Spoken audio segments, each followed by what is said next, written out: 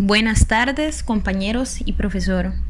A continuación realizaremos el análisis de la obra El libro de Ezequiel, a cargo de mi persona, Natalia Granados Campbell, Brian Montano Coto y Chania Salazar Cubillo. El libro de Ezequiel es uno de los principales libros proféticos del Antiguo Testamento. Contiene 48 capítulos y un total de 1273 versículos. El libro está estructurado en 3 grandes acontecimientos.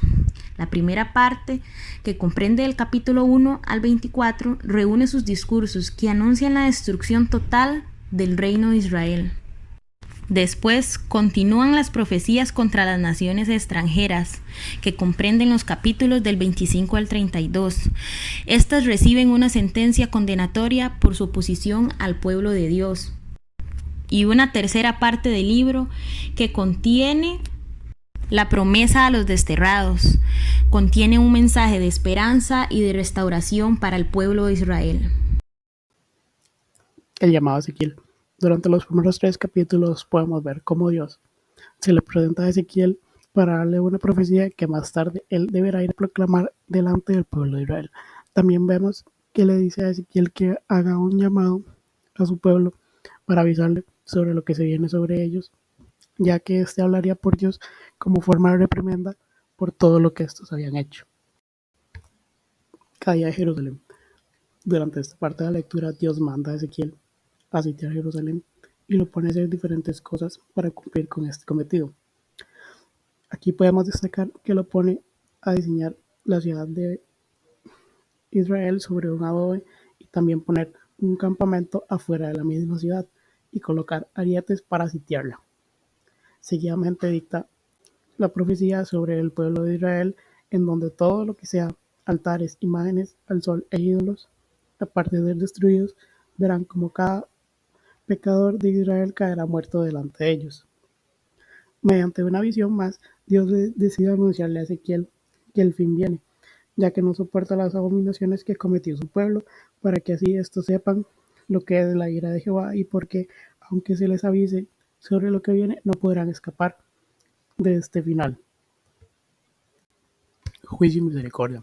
En esta parte abarcaremos los capítulos 8, 9, 10 y 11, donde Dios decide mostrarle a Ezequiel las abominaciones que sucedían a espaldas de él. Mediante unos verdugos, Dios decide quiénes mueren y quiénes no, ya que entre esos verdugos había uno diferente que vestía de lino y llevaba un tintero y era el encargado de diferenciar al pueblo que sí mantuvo su fidelidad y reprendió las abominaciones. Aquí vemos cómo Dios abandona su casa mediante unos querubines que eran encargados de transportar a Dios y hacen que se eleve sobre el umbral de la casa de Israel y así demostrar que Dios estaba por encima de todo. Caída de Jerusalén. Es el inicio de la caída de Jerusalén, donde primeramente vemos cómo Dios decide hablar a través de Ezequiel para anunciar lo que se vendría sobre la ciudad. Y prueba de ello es que Ezequiel abandona la ciudad cuando las demás personas no podían abandonarla. También vemos que Dios decide confrontar a falsos profetas, dejando a estos al descubierto y demostrando que solo profetizaban en beneficio propio, ya que no pudieron ver todo lo que se venía sobre el pueblo de Israel. Vemos cómo Dios habla a Ezequiel después de que un grupo de ancianos se sentara frente a él y les dice que estos han puesto otros ídolos en su corazón y que es por esto que él decide juzgar a su pueblo, ya que no desea más impuros de corazón. También vemos cómo Dios juzga a Israel comparándolo con una vid, que es una madera inservible según la época, que solo servía para quemar. Y es por esto que decide que su pueblo se vuelva inútil como la vid para quemarla de la misma forma. Por último, podemos ver cómo Dios decide desnudar a la ciudad que él antiguamente había cubierto como muestra de castigo por el abandono que hicieron, donde estos tomaban todo lo de otros pueblos para hacerlo ver como suyos, y son estos mismos pueblos a los que ellos robaron todo, que verán lo que sucede y arrasarán con todo. Los israelitas tienen una noción muy severa con respecto al pecado. Creían que si algún familiar cometía una transgresión, toda la familia pagaba por ello. Sin embargo, Dios le habla al profeta Ezequiel y le dice que los pecados de los padres, los hijos no deberán pagarlos, ni los padres pagarán por los pecados de sus hijos. Además, si el pecador se arrepiente de sus pecados, vivirá, y si el justo deja de hacer lo correcto, morirá. En varios de los capítulos de Ezequiel es común ver cómo Dios se refiere mediante cantos al pueblo de Israel. Por ejemplo, Ezequiel 19. En este capítulo, Dios compara a su pueblo con una leona que dio a luz 3 cachorros, que son los reyes Joacás, Joaquín y Sedecías. Además, en Ezequiel 23, Dios compara a Israel con 2 hermanas, las cuales cometieron fornicación con Egipto y Dios las mandó a matar a manos de sus amantes. Dios, para mostrarle a su pueblo lo que venía en contra de ellos por haber pecado, le quita la vida a la esposa de Ezequiel y lo manda a hacer luto en silencio y continuar profetizando, porque al fin y al cabo él será el ejemplo de lo que deberá hacer el pueblo cuando Dios mate a sus hijos. Ya después de Ezequiel haber profetizado al pueblo de Israel, Dios lo envía a profetizar contra las naciones vecinas de Israel, las cuales considera como paganas. Desde Ezequiel capítulo 25 a Ezequiel capítulo 32, Ezequiel solamente profetiza en contra de las naciones. Primero, es enviado el profeta Ezequiel a profetizar a los amonitas, ya que ellos se habían burlado del templo de Dios y del pueblo de Israel. Por ende, serían entregados a manos de los pueblos del oriente, los árabes. Lo mismo le sucedería a Moab. Luego de esto, es enviado Ezequiel a profetizar a Edom. Por haberle causado infortunios a Judá, Dios lo castigaría, a su pueblo y a sus animales. Morirían a filo de espada a causa de Israel. De Ezequiel, capítulo 26 al capítulo 28, Dios envía a Ezequiel a Tiro, porque iba a ser juzgada por Dios, debido que hablaron en contra de Jerusalén y sembraron terror en el continente. Por ende, muchas naciones se iban a rebelar en su contra. Sería saqueada. Además, sería destruida por Nabucodonosor, rey de Babilonia, y a los demás países, al conocer del desfortunio de Tiro, temblarían de espanto. No quedaría nada de Tiro, no tendría habitantes y no volvería a reconstruirse. Luego de esto, es enviado Ezequiel a hablarle al príncipe de Tiro, a decirle que por haberse enorgullecido y creerse un dios, por creer que tenía la inteligencia de un dios, debido a sus riquezas acumuladas, Dios haría llegar a extranjeros para matarlo y tendría una muerte violenta.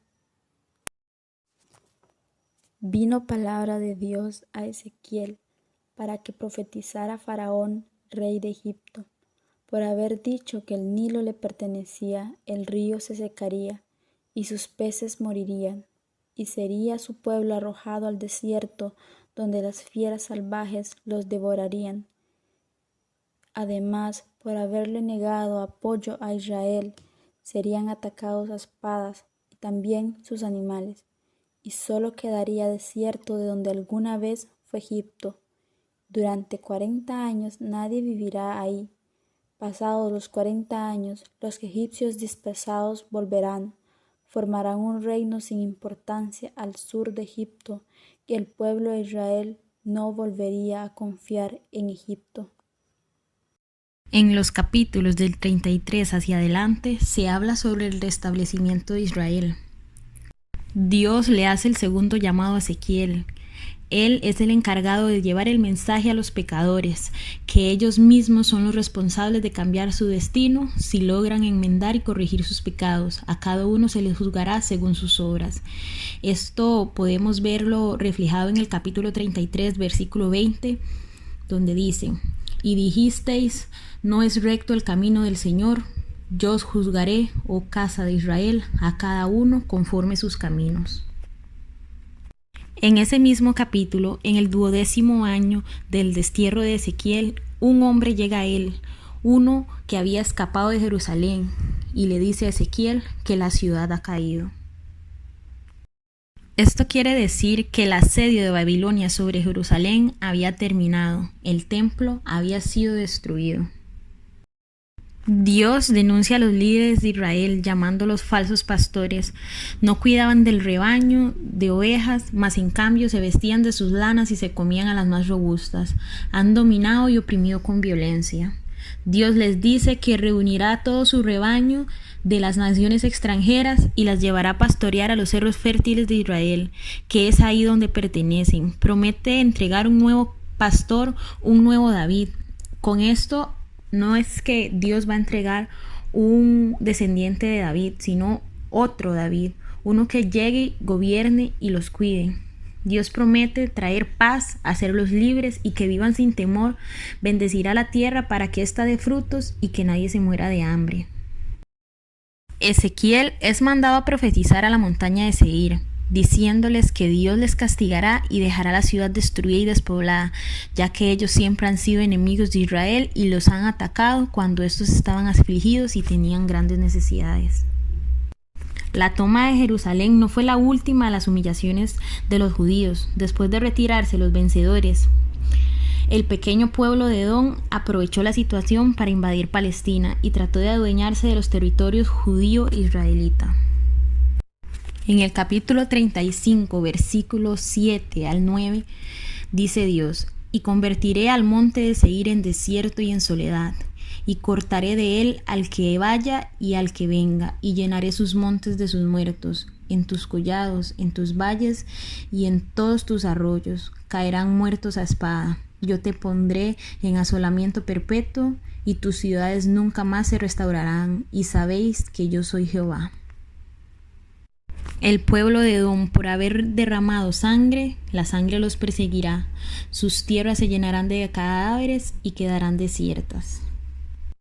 Caerá la justicia divina sobre los cerros de Seir y con todo el pueblo de Edom por haber arremetido contra Judá e Israel.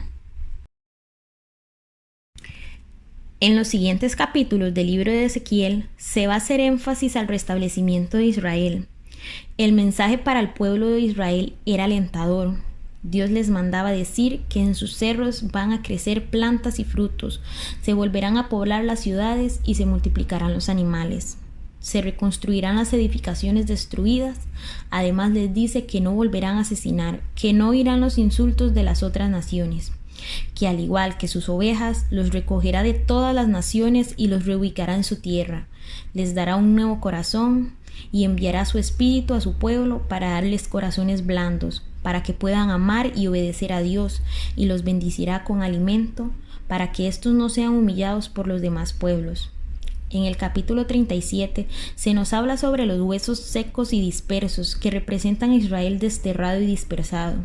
Dios mandó la palabra para levantar a los muertos. En los versículos del 12 al 14 les dice que los sacará de sus tumbas y los llevará de nuevo a Israel. Infundirá su espíritu y vivirán de nuevo. Reunirá a las tribus de Israel y las hará una sola, y pondrá a la cabeza un único rey, y su templo estará en medio de ellos. Los siguientes capítulos 38 y 39 anuncian, para después de restablecido el reino de Israel, una invasión de las Naciones Unidas contra él. En las visiones de Ezequiel, Dios les dice que se levantará sobre la nación de Magog y contra su rey Gog, que éste atacará ciudades recién reconstruidas y repobladas, llevando consigo muchas tropas. Gog se resiste al plan de Dios de restaurar a su pueblo. En ese mismo capítulo se habla que ya anteriormente en las visiones de otros profetas se sabía que esta región atacaría a Israel. Para entonces, y que cuando este momento llegase, Dios descargará todo su furor e indignación contra Gog. Metafóricamente, en el capítulo 38 se puede entender cómo Dios desata su justicia contra Gog y sus ejércitos. Primero son consumidos por un terremoto en el versículo 21, luego son consumidos por el fuego en 2 ocasiones distintas en el versículo 6 y 9, y posteriormente son atacados en el campo donde yacen enterrados durante meses. En los capítulos siguientes, Ezequiel va a tener la visión del templo. A los 25 años del destierro, Ezequiel recibió la visión que expone en los capítulos del 40 al 48 relacionados con la tierra nueva de Palestina. Ezequiel fue llevado a un cerro muy alto, donde un hombre de bronce le mostrará una serie de cosas que luego va a tener que transmitirlas al pueblo de Israel. Podemos referirnos a este hombre de bronce como un guía. Este hombre irá tomando las medidas que tendrá el nuevo templo. En el capítulo 42, versículo 20, el hombre con la vara mide una estructura que va a tener 500 de ancho y lo mismo de alto. Esta pared hace la separación entre el santuario y el lugar destinado al pueblo. Analizando este versículo, se puede ver reflejado que, al igual que las civilizaciones vistas en las clases anteriores, se da una clara separación del espacio sacro y profano. Bueno, luego de construido el templo, Ezequiel ve cómo la gloria de Dios, la misma que se le apareció por primera vez cerca del río Quebar, viene desde Oriente, vuelve de Babilonia hasta el templo. Esta sería su nueva morada. Desde la fachada con vista a oriente, Ezequiel observa un pequeño arroyo saliendo del umbral. En el capítulo 47, versículo 8, Dios le dice que estas aguas corren en dirección hacia la región oriental y bajan de Arabá. Y menciona que a ambos lados de este arroyo crecerán árboles frutales, sus hojas servirán como medicina y sus frutos como comida. Este río crecerá y fertilizará las tierras a partir del lugar donde Dios está presente. La tierra será dividida en 12 tribus, que renueva la antigua estructura del pueblo de Israel. Con esta visión, Ezequiel afirma a sus compañeros que hay para ellos una esperanza. El pueblo revivirá y su misión será esencialmente religiosa, pues la vida se organizará en torno al templo. El libro de Ezequiel se puede interpretar de dos maneras distintas: meramente religiosa o desde una perspectiva histórica, ya que ambas van de la mano. El libro, al constar de 48 capítulos y con la presencia de cantos llenos de metáforas, es muy difícil de encontrarle el verdadero significado. Además, es muy evidente la relación de amor de parte de Dios hacia el pueblo de Israel, ya que aunque ellos pecaban, Dios siempre le daba la oportunidad de redimirse.